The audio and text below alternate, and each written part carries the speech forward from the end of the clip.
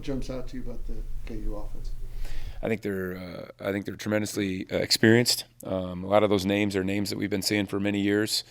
Um, it's a huge advantage to them to be able to work together for so long.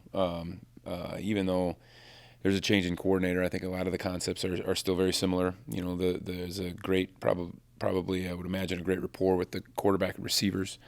Um, they're a good offense. They're a really good offense, and they are complicated with the things that they do, and they execute it well. I know the motions and shifts that they do can sort of confuse defenses at time. What have you seen about how they use that, I guess, to their advantage? Yeah, you're hit the nail on the head. It's hard to dig into formational tells, and it's hard to dig into splits and things that we typically would do, just because they're going to be shifting around and moving around all the time. And that's part of their MO. That's how they think they did it back in the day when they probably didn't have the personnel that they do now, and now that they have that personnel, it makes it a little bit more scary. Kansas is 2-5. If you get the sense that your locker room's not taking them lightly, though. Oh, no worries there.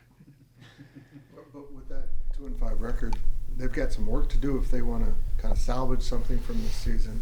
Is this an expect the unexpected type of game? They don't throw anything at you? Yeah, it didn't have anything to do with them, and honestly, we're not talking too much about what their record is, or we know that they have the ability to beat anybody, just as West Virginia had the ability to beat anybody, just as Colorado had the ability to beat anybody. That's what the Big 12 is right now, and I don't think that we're by any means feeling like we're high and mighty just because we've won a few games. I think we know that we got to go out there and earn it every week, and I think this means a lot to our locker room. It means a lot to the Kansas kids that we have on our team. It means a lot to the community. It means a lot to us personally. So our guys will be ready to go. What do you think your secondary has been able to create turnovers the way it has the last few games? Guys are playing with good technique. I think guys are, guys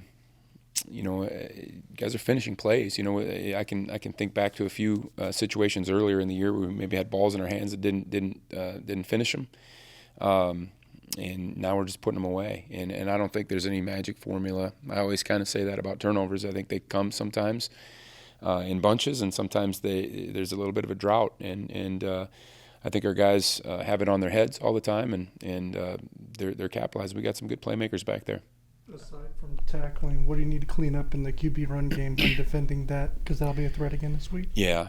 I thought we took some poor angles last week. I thought we overran the ball on a number of occasions. I thought we got maybe a little bit greedy in some of our rushes at times, although that got corrected, and it got much better as the game went on. But, rushing past the quarterback and doing some things with our lanes that were allowing a guy that we knew was going to get out and go to get out and go. And it isn't any different this week. You get a tremendous athlete back there at the quarterback spot, and if we're not smart in how we attack him, he's going to get chunk plays.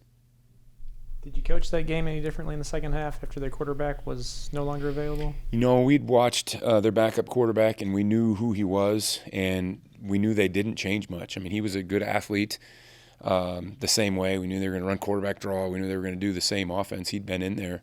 Now, I have a lot of respect for Garrett Green. I think he's a tough competitor in that, but we did not change one thing. We knew, I think, that hit at the end of the first half happened right in front of me. I saw it, and I saw him get up, and I thought, that might be a problem for them.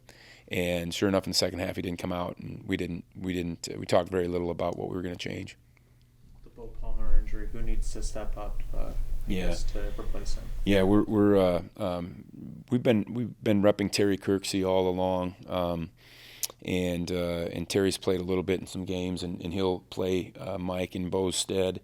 We'll have in some of our situations where we only use two linebackers, that gives us a rotation now of Austin Romaine, Austin Moore, and Des Purnell, and we'll probably try to take some of that off of Terry's plate a little bit.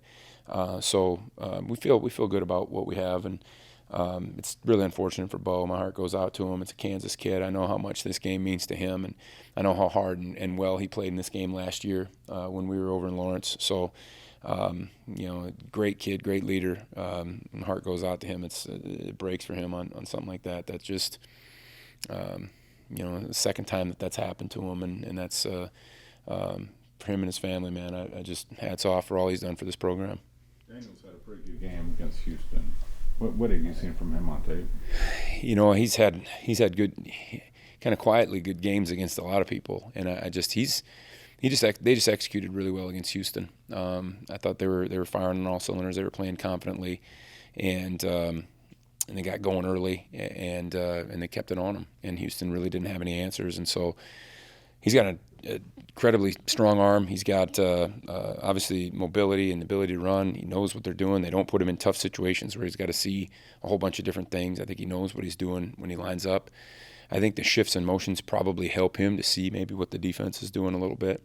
So he's got a lot of advantages, and so he's got the athleticism to take advantage of them.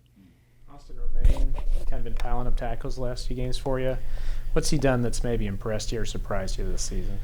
I think he's really stepped up from a knowledge standpoint. One guy that I wish everyone would emulate is Austin Moore, just in how he prepares for a game. I mean, he'll sit out there on Thursday practice, if you guys were to see today. And I know things change. People rarely show you the same thing twice, but he'll call out things just that. And he does that through just intense film study. And what's cool about Austin Romaine is I think he's going to be the guy that's going to carry that on, because Austin's kind of taken him under his wing. And every time he comes up here, he brings Austin Romaine with him. And I think that duo is going to carry on the tradition of our linebacker room when Austin Moore leaves.